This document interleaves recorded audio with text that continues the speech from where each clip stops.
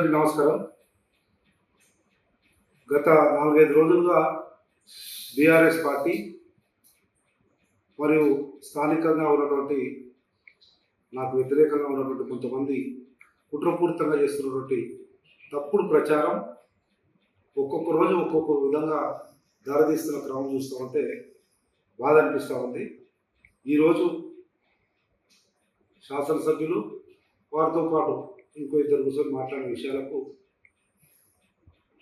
నేను స్పందించాల్సిన అవసరం లేదనుకున్నాను. ఈ థర్డ్ క్లాస్ పంచాయతీ చాలా దిగజారి మాట్లాడడం నచ్చడం లేదు. కానీ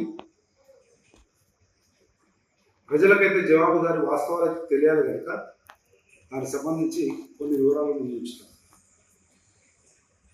భ్రమర అనేటువంటి కంపెనీ ఏదైతే మా భాష పనిచేస్తుందే ఇదే భాష వచ్చి నాకు చెప్తే తెలిసింది కంపెనీ అనేది ఏమవుతుందని. 13 లక్షలు ఇవ్వాలని చెప్తే నేనే ఫోన్ చేసి మాట్లాడినా. భాషనే ఫోన్ నెంబర్ ఇచ్చాను. 13 లక్షలు కాదు 8 లక్షలు ఇవ్వాలన్నారు. ఆ 8 లక్షలు ఇచ్చి పని చేసుకోండి అన్న.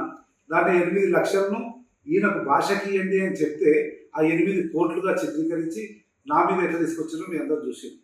వాళ్ళు అంటారు ఇచ్చిన కంప్లైంట్లో 8 కోట్ల రూపాయలు ఉంది అంటారు. నాకు తెలిసి కృషాకు చదువుకున్నారో లేదా ఎమ్మెల్యే పక్కన వాళ్ళతో ఏమో కానీ అంత చదువుకున్న హరీష్ రావు, కేటీఆర్, కృషాకు, ఎమ్మెల్యే ఇంకా ఎవరైనా కానీ ఒక్క ముక్క కూడా 8 కోట్లనే లేదు, నా పేరు లేదు, నేను బెదిరించినట్లు లేదు, నాకు సంబంధమే లేదు. ఎవరో ఇద్దరు వ్యక్తులు భాషకు సంబంధించినటువంటి వాళ్ళు మా క్రషర్ డబ్బులు ఇచ్చేది మా జేసీబీకి డబ్బులు ఇచ్చేది పెట్టుకొని మీరు ఎట్లా పని చేస్తున్నారు అన్నారట. వాళ్ళు గొడవ పడరట. దానికి నాకు అంటారు ప్రయత్నం చేస్తారు. ఒక్క ముక్క కూడా నేను చేసినట్టు కానీ నేను అడిగినట్టు కానీ లేకపోతే 8 కోట్ల అన్న వాస్తవం ఏది లేదు. కానీ అభూత కల్పన చేసి ఇంకా పచ్చి అబద్ధాలను చెప్పడానికి ప్రయత్నం చేస్తాను. ఇంకొక విషయం చెప్పింది, నా భార్య పేరునే అసైన్ ఎప్పుడో 15 సంవత్సరాల క్రితము నాకు ఇచ్చినటువంటి అసైన్ కింద ఇచ్చినటువంటి ఇంటర్ క్యాస్ట్ మ్యారేజ్ కింద ఇచ్చేటువంటి భూమిని ఇంకా నేను పట్టించుకోక లేటుగా చేసుకున్నాను.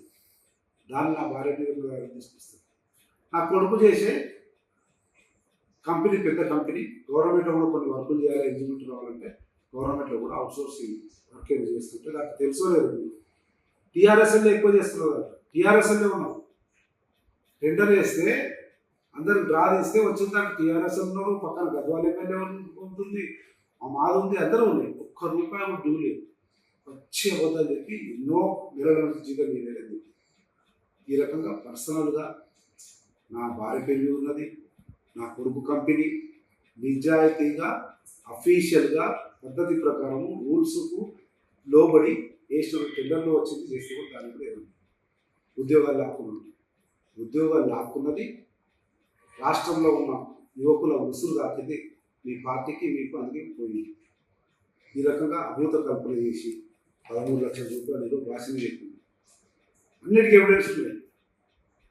కత్తులు కట్టాలైతే మారణాయుధాలు అంటారు. ఇక్కడ మారణాయుధాలు ఏమాయుధాలు ఎందుకు చిన్న విషయాలు తీసుకొని ఇంత పెద్దగా ఇంకా మాట్లాడవద్దు. కానీ మీ స్థాయికి నేను ఎక్కువగా మాట్లాడకూడదు. కానీ ఇంతటితో మీరు వివరంగా ఇవ్వాలి కనుక, అంటే మీరు మాట్లాడడానికి వివరం ఇవ్వాలి కనుక సామాజిక మాధ్యమాలు వస్తున్నాయి కనుక ఇంతవరకు చెప్తా ఉన్నా. ఇక ఇసుక మట్టి, ఇసుక లేదు, నా మట్టి లేదు. 6 నెలల పైన అవుతుంది అలంపూర్ నియోజకవర్గంలో ఇసుక బంద్ అయ్యి. ఇందిరమ్మ ఇళ్ళకి తప్ప ఎవరు ఉండకూడదు కానీ అధికారులు అడగండి. ఇక్కడ ఇసుక పోకుండా ఇందిరమ్మ ఇళ్ళకి మాత్రం కొడుతున్నాం. నేను చెప్పడం కాదు, అధికారులు తెలుసుకోవాలి. ఏమి తెలియకుండా వీళ్ళు మాట్లాడేదాని పాపం వీళ్ళు కనబడే క్యారెక్టర్ లేదు. కానీ దీని వెనుక ఉన్నటువంటి క్యారెక్టర్ లేదు. దీని వెనుక ఉన్నటువంటి నిగూఢమైనటువంటి కుట్ర ఏందనేది తప్పకుండా 2-3 రోజులంటే అన్ని విషయాలను బయట పెడతా. కాకపోతే ఈ పిల్లలు ఏదో మాట్లాడక సమాధానం ఇచ్చి నిగ్గు తేల్చాలి నిజాలు అని చెప్పి మీ ముందుకు వస్తారన్నా. భ్రమరాంబ కంపెనీలో గత 4 నుంచి 5 నెలల మధ్యలో వర్క్ చేశాను. వాళ్ళ వర్క్ నాది వాళ్ళ ప్రాబ్లం వల్ల ఆపి కూడా 13 లక్షలు నేను రెంటల్ పే చేశాను. టిప్పర్లకి, ఎక్స్పెక్టర్లకి అందరికీ. దాన్ని వాళ్ళు పట్టించుకోలేదని చెప్పేసి అన్న దగ్గరికి వచ్చి రిక్వెస్ట్ చేసి, అన్న నాకు వీళ్ళు డబ్బులు ఇవ్వట్లేదు, ఒక్కసారి మీరు రిక్వెస్ట్ చేసి చెప్తే ఏమన్నా ఇస్తారేమని చెప్పేసి నేను వచ్చి అన్నని అడిగాను. నేను నంబర్ ఇచ్చి వాళ్ళకి కాల్ చేయించాను. వాళ్ళు వచ్చి ఫేస్ టు ఫేస్ మాట్లాడారు. 8 లక్షలు అది ఏదో ఇవ్వండి అని చెప్పి అందరూ చెప్పారు అంతే. దానికి వాళ్ళు 8 కోట్లు అవి ఇవి అని చెప్పారు. యాక్చువల్గా నాకు ఇవ్వాల్సిన డబ్బులు అది అన్నపైన నిందేస్తున్నారు. యాక్చువల్గా బిల్ ప్రకారం నాకు ఇవ్వాల్సిన అమౌంట్ ఇంకా ఎక్కువ ఉంది. నేను ఓన్లీ నాకు ఆగిన డబ్బులు ఆ డబ్బులు ఇవ్వండి అని చెప్పేసి కన్సల్టం మా అకౌంటెంట్ నేను 10 నుంచి 20 సార్లు వాళ్ళ ఆఫీస్ గేట్ ముందు కూర్చున్నాం. ఒక్కరు కూడా రెస్పాన్స్ లేదు.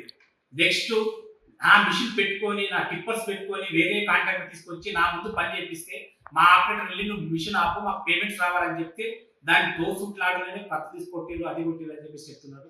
అవన్నీ అబద్ధాలు. ఓన్లీ జరిగిన వాస్తవాలు ఇవి. నాకు దయచేసి నా పేమెంట్ నాకు ఎంత రావాలో అంత ఇప్పేవాలని చెప్పేసి అందరినీ నేను కోరుతున్నాను. Local to global news at your finger tips. మీ చేతిలో ఒక ఆయుధం. Download Raw TV app. Media legend Ravi Prakash is back.